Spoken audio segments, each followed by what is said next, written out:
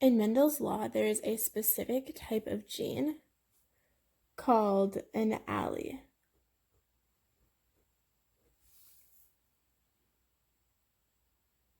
When creating a person, the genetic makeup and traits can be conducted into a table. This is called the Punnett square.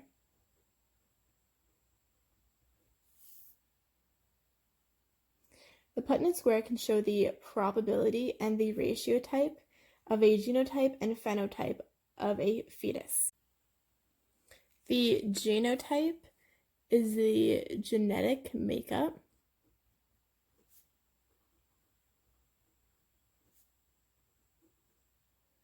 And the phenotype are the traits of a person. These traits can be hair color, eye color, skin color, etc. Punnett square can have 4 or 16 squares. Another law with Mendel's law is the law of independent assortment. Dihybrid cross, a cross between two parents that differ by 2 pairs of alleles.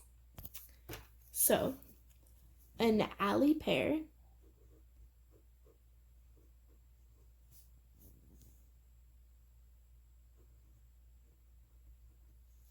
is shown with the letters A and B.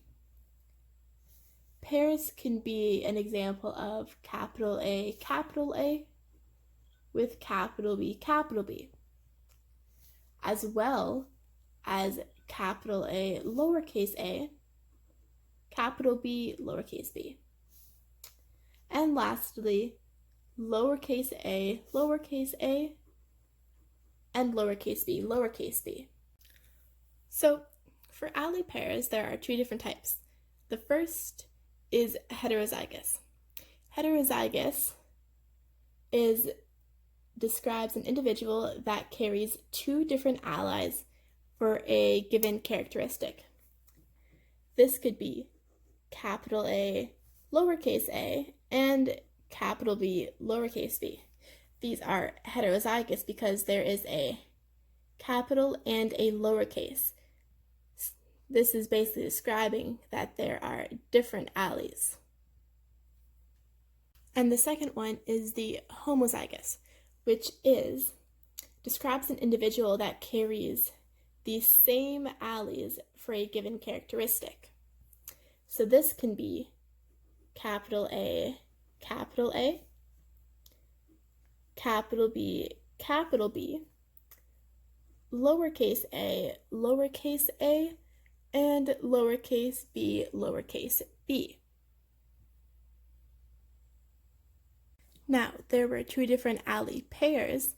Now there are 2 different alleles. The first one is the dominant allele,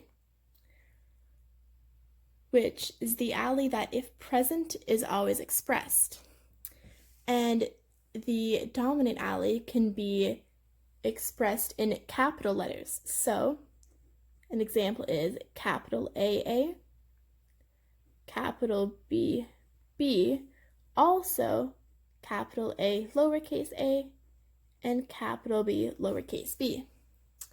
The capital lowercase mixture can also be dominant because there is a capital present. And for the recessive allele, if the dominant allele isn't present, it is expressed, but only if the person is homozygous for the recessive allele. That means that the recessive allele can only be expressed if it is lowercase. An example of this would be lowercase a, or lowercase b. In order for something to be recessive, it needs to have 2 lowercase. For example, this is an example of a 4-squared Punnett square. In mice, capital G is gray coat, which is dominant to lowercase g. The lowercase g individuals are black. 2 gray mice are mated to produce 9 gray mice and 2 black mice. Explain. So, from reading this, we know that our dominant allele is capital G, and our recessive is lowercase g. Now, it states that we have 2 gray mice. So we are going to assume these 2 gray mice are heterozygous.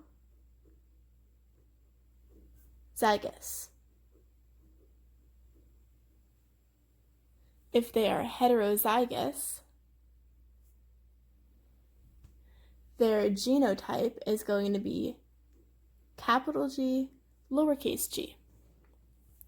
And when putting information into our square, we use the first letter on the first square and the second letter on the second square.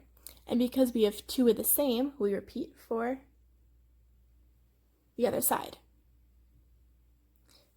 Now, when we are putting them together, we are just matching. So we have a G here and a G here. Those 2 capitals put together give us 2 capital G's. Now we have a capital G and a lowercase g. Together, we have a capital and a lowercase. Same for this side. And we always want to have the capital first and the lowercase second. And for our last box, we have 2 lowercase. Now, from looking at our table, we know that anything with a capital is going to be dominant, and anything with 2 lowercase is recessive. So, if the gray is dominant, that means the gray is dominant with capital G, lowercase g, and capital G, lowercase g. That is 3 of our boxes. And if black is recessive, we have 1 that is lowercase g.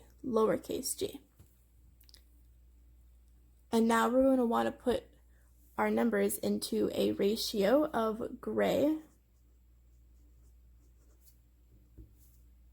to black. When making ratios with Putnett squares, you always want to have your ratio equal the amount of squares shown. So we have 3 gray and 1 black. So our final ratio is 3 to 1. Now, how do we know this? Therefore, our ratio is 3 to 1 because we know both parent mice are heterozygous, which is capital G, lowercase g. After adding our information into our Putnett square, we get 1 box that is lowercase g, homozygous recessive. Homozygous recessive is the color that isn't dominant. In this case, it's black. When we look at our square and see the lowercase g as homozygous recessive, it coincides with the black colors. If we were to add our squares, so we would have 3, 3, 3 to give us 9, and each 3 is signifying the gray coat, and then that leaves us with 2 left for the 2 black baby mice. Now, an example for a 16-box Punnett square. In pea plants, tall capital T is dominant to dwarf lowercase t. And smooth seeds, capital S, is dominant to wrinkled seeds, lowercase s. use a Punnett square to determine what fraction of the offspring produced in each of the following crosses would you expect to be tall with wrinkled seeds. Now, we are given capital T, lowercase t, capital S, lowercase s, and capital T with capital S, lowercase s. When adding this information into our Punnett square, we want to do something similar to foiling. So we would have our capital T to our capital S and our capital T to our lowercase s, as well as our lowercase t to our capital S and our lowercase t to our lowercase s. So as the first one, we would add that in. We have capital T to capital S, capital T to lowercase s, lowercase t to capital S, and lowercase t to lowercase s. On the other side, we do the same thing. We have capital T to capital S and capital T to lowercase s, and capital T to capital TS and capital T to lowercase s.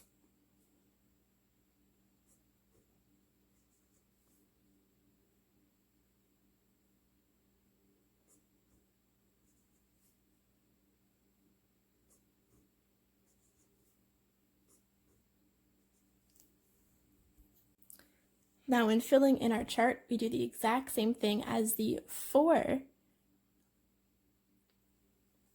So we have capital T and capital T match, as well as capital S and capital S. Now we have capital T and capital T with capital S and lowercase s. Capital T and lowercase t with capital S and capital S. Also, capital T to lowercase t and capital S to lowercase s.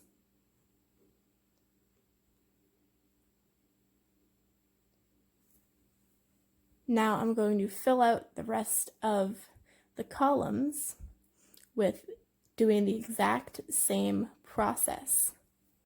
Now that our chart is filled out, we know that tall is dominant, which is anything with a capital T, and wrinkled is recessive, anything with two lowercase s's. Now I'm going to look for something with both these traits.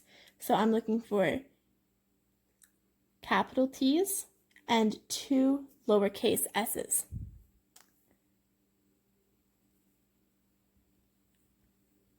So I see one. I have two capital T's and two lowercase s's, so I'm just going to put a dot. If I go down a little bit more, I see two more capital T's and two more lowercase s's. To the next column, I don't see any. Oh, and now I see a capital T and a lowercase t, which is also dominant because there's a capital T present with two s's. And same applied for down here. And now I am just putting the dots down so I can visualize how many match both tall and wrinkled.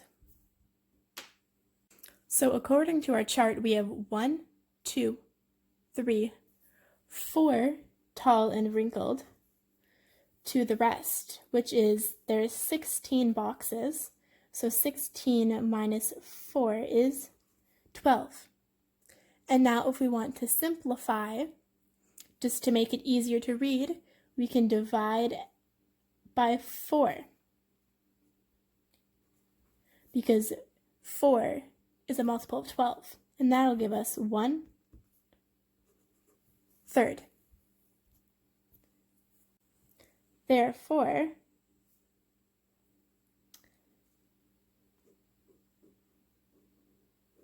there is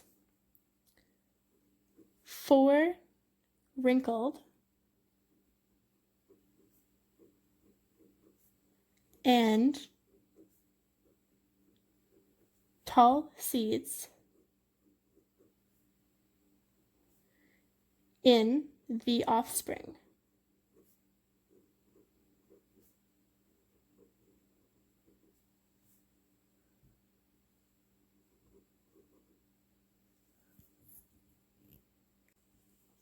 In this video, we learned about Mendel's laws,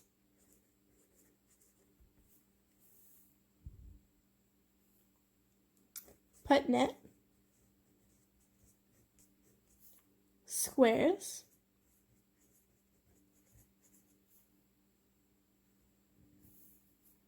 and alleys, along with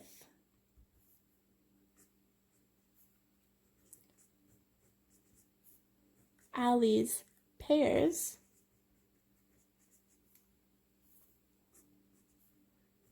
dominant,